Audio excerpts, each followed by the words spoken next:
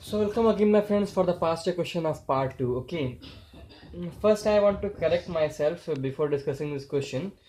Major mistake I have done in the energy graph. I have drawn a graph to show that the energy is okay. So I have told this is kinetic energy. This was correct, and these two graphs. I have told this is. I think I have told that this is total energy and this is potential energy, है ना? तो ये उल्टा होता है, ठीक है ना? ये मैंने शायद एक्सप्लेन सीधा किया और लिख उल्टा दिया है, ठीक है ना? तो ये होता है टोटल एनर्जी और ये होता है पोटेंशियल एनर्जी। क्यों? क्योंकि टोटल एनर्जी तो एक्चुअली का ज़्यादा होगा, तो ज़्यादा होगा तो निगेटिव में है, तो निगेटिव में ज़्यादा तो -1 होता है ना, तो इसीलिए ऊपर होगा। मैंने शायद लिखा था, बोला भी यही था कि शायद टोटल एनर्जी ज़्यादा होता है तो नीचे हो जाएगा, निगेटिव में बढ़ रहा है, लेकिन ऐसा नहीं होता कि निगेटिव में बढ़ रहा है तो कहना था कि ये निगेटिव ज़्यादा -1 होता है। So this is total energy and this is potential energy. Hope you have connected it.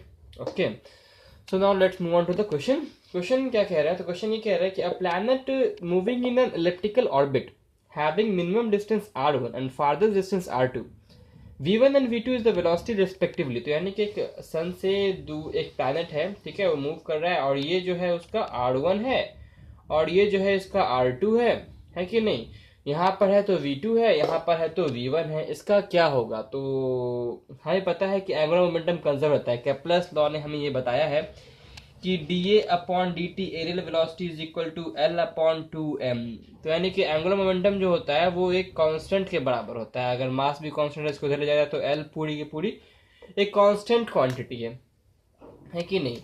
तो हम लोग ऐसे देख सकते हैं इसको कि L अगर पूरा है तो इसमें अगर मास यहाँ पर m था, छोटा सा मास m था, तो m v1 r1 is equal to m v2 r2, ठीक है, क्योंकि L होता है m v r।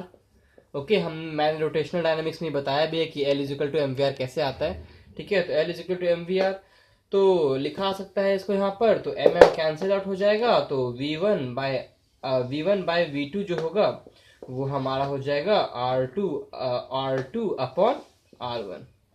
Okay, so this is the required formula, v1 upon v two is equal to r2/r1, ठीक है? तो दिस इज द आंसर। इसको हम दूसरे ढंग से सॉल्व भी कर सकते हैं, सॉल्व कर सकते हैं कि dA अपॉन dt तो कांस्टेंट है कि नहीं? तो और यही कांस्टेंट L अपॉन 2m में कांस्टेंट है, तो L को अगर पूरी तरह से स्पैन किया जाए तो mvr अपॉन 2m आएगा, m से m कट जाएगा, तो ये हो जाएगा आपका vr upon 2।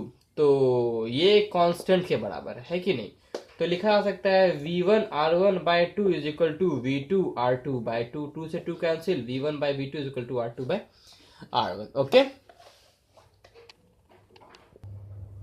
So this is my next question. Okay, तो एक बात आप लोग को और बताना चाहूंगा मैं, ठीक है, ताकि आप लोग को आसानी हो। हमें पता है कि पोटेंशियल एनर्जी दो चीज होता है, एक l square upon minus of l square upon m r square, है कि नहीं? एम आर स्क्वायर होता है, ठीक है? तो लेकिन हमें पोटेंशियल एनर्जी का एक और फॉर्म पता है, -gm अपॉन आर होता है कि नहीं? ये होता है एक और पोटेंशियल फॉर्मूला। उसी तरह से मैं आप लोग को तीनों का एक नया फॉर्मूला दे रहा हूँ, potential energy, kinetic energy and total energy का। तो यू का एक फॉर्मूला है -gm अपॉन आर। ये आप बोलिएगा नया क्या है इसमें? तो ये आप लोग को पता था इसलिए इसमें कुछ नया नहीं है, लेकिन हाँ, काइनेटिक एनर्जी और टोटल एनर्जी के लिए। तो काइनेटिक एनर्जी के लिए हो जाएगा आपका जो नया फॉर्मूला होगा वो होगा gm upon 2r। Same thing जैसा मैंने पिछले बार केस में डिस्कस किया था कि इसमें l square by m r square constant था, इसमें भी gm अपॉन आर कॉन्स्टेंट है। कैरेटेज में हाफ आता था, यहाँ पे हाफ आया, पोटेंशियल में माइनस है, इसमें माइनस नहीं है। टोटल एनर्जी क्या होगा? टोटल एनर्जी सम ऑफ होगा U प्लस के ई का, ठीक है? तो इसको प्लस करके देखिए देते हैं हम लोग, तो minus of gm upon 2r plus gm upon sorry 2r नहीं 2r सॉरी r, यहाँ पे r है सिर्फ, और ये हो गया 2r, ठीक है? जब इसको प्लस करने पे हम लोग आएंगे तो ये होगा -gm अपॉन 2r, क्योंकि ऐसा पोटेंशियल एनर्जी बहुत है। पोटेंशियल एनर्जी का भी रखूंगा काइनेटिक एनर्जी, काइनेटिक के लिए 2 ले लिया और पोटेंशियल के लिए माइनस ले लिया। जी अपॉन आर तीनों में बराबर है। टोटल एनर्जी के लिए फॉर्मूला हो गया और काइनेटिक के लिए, पोटेंशियल के लिए। तो ये तीनों फॉर्मूला याद रखिएगा ताकि आप लोग को सॉल्व करने में और आसानी हो कुछ क्वेश्चन जो हमें आते हैं एग्जामिनेशन में, ठीक है ना? तो आगे बढ़ते हैं, इस क्वेश्चन पे देखते हैं क्वेश्चन क्या कह रहे हैं। Hope you have read that question. अभी तक हमने क्वेश्चन पढ़ लिया होगा, तो नहीं पढ़ा तो आप लोग पास करके पढ़ लीजिए वीडियो। तो क्वेश्चन क्या कह रहा था, the additional energy to be provided to a satellite of mass m। अगर इस सैटेलाइट ऑफ मास m किसी मास m के प्लैनेट के अबाउट राउंड कर रहा है, ठीक है, ऑर्बिट में घूम रहा है, तो अगर वो सर्कुलर ऑर्बिट में r1 से घूम रहा है, ठीक है, ये r1 हमने नापा है सेंटर से, ठीक है, तो फ्रॉम सेंटर, तो ये r1 से अगर घूम रहा है तो इसको अगर हम लोग r2 पे भेजना चाहते हैं, यहाँ पे भेजना चाहते हैं, यहाँ पे घूमना था, अब इसको यहाँ भेजना चाह रहे हैं, तो हमें कितना एनर्जी सप्लाई करना पड़ेगा इस ऑब्जेक्ट को ताकि यहाँ से वहां तक चला जाए, है कि नहीं? तो हमें ये पता करना है अभी। ओके, तो लेट्स डू दिस। तो देखिए, हमें पता है कि हमें एक काइनेटिक एनर्जी देना है। तो पहले तो वो R1 पे था ही, तो R1 पे था तो पहले उसके पास पोटेंशियल एनर्जी होगा, तो कितना होगा पहले से? तो उसके पास पहले से Gm/m/2r1 होगा। सॉरी, काइनेटिक एनर्जी पहले से उसके पास इतना है।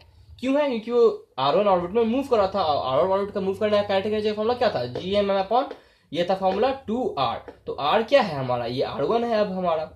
अगर हमें एक और एक्स्ट्रा काइनेटिक एनर्जी देना है उसे ताकि वो R2 में चला जाए, यानी कि -Gmm/2r2 हो जाए। देखिए, सिंपल सा इक्वेशन है, हमें ये एनर्जी था, इतना दूंगा इतना पे चला जाएगा, तो ये इतना पहले से है, इतना देना है, और ताकि इतना पे चला जाए तो ये निकालना है। सिंपल सा इक्वेशन आप बना सकते हैं कि एनर्जी तो एनर्जी होता है, एनर्जी खाली एडिशन करना रहता है एनर्जी में, कि टोटल एनर्जी कितना है बताइए। तो दिस इज द थिंग। तो जब इसको काइनेटिक एनर्जी आप कैलकुलेटर की निकालिएगा तो ये आएगा Gmm/2 ब्रैकेट में 1/r1 - 1/r2। Okay, so this is the required answer of kinetic energy. ठीक है, okay, this is the required answer. So here I am with 2 questions. Okay, तो ये क्वेश्चन नंबर 7 होगा, ये क्वेश्चन नंबर 8 होगा। तो देखिए, यहाँ पे सीबीएसई 2012 सीबीएसई 2014 में 2 क्वेश्चन पूछे गए हैं। दोनों काफ़ी कंफ्यूजिंग है। अगर हम लोग ग्राफ पढ़ते हैं, अगर हम लोग किसी सा चीज़ कोई ग्राफ हॉलो स्फीयर या सॉलिड स्फीयर का ग्राफ पढ़ते हैं, दोनों ने ग्रेविटेशनल फील्ड का ग्राफ पूछा गया था। ठीक है, एक बार हॉलो स्फीयर का, एक बार सॉलिड स्फीयर का। हॉलो स्फीयर का तो जनरली ग्रेविटेशनल फील्ड का जो फॉर्मूला, देखिए मैंने ग्रेविटेशनल इंटेंसिटी जो बताया है वीडियो में, वही ग्रेविटेशनल फील्ड है।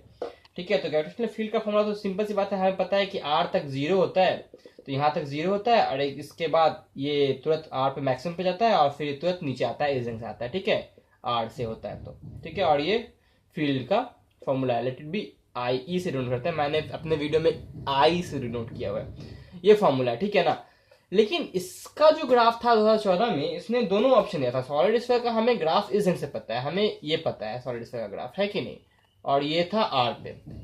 लेकिन एक्चुअली में आंसर ये नहीं था, आंसर ठीक इसके अपोजिट था, जो बच्चों ने बिल्कुल नहीं सोचा होगा कि ऐसा हो सकता है। तो आंसर बिल्कुल इसके अपोजिट था। वो कुछ इस ढंग से था कि ये ग्राफ उल्टा बना हुआ था नेगेटिव में, और हूबहू ग्राफ ऐसा था, मिरर इमेज था इस ग्राफ का। ठीक है, दिस वाज द आंसर। तो ऐसा आंसर क्यों आया?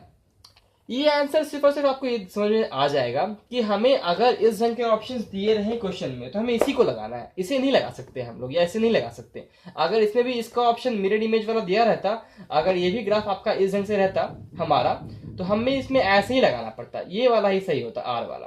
ठीक है ना, लेकिन पिछला वाला ग्राफ सही नहीं होता। ऐसा क्यों है? ऐसा इसीलिए ग्रेविटेशनल फोर्स हमेशा अट्रैक्टिव होता है, अट्रैक्टिव यानी कि निगेटिव साइन उसका हमेशा जुड़ा रहता है।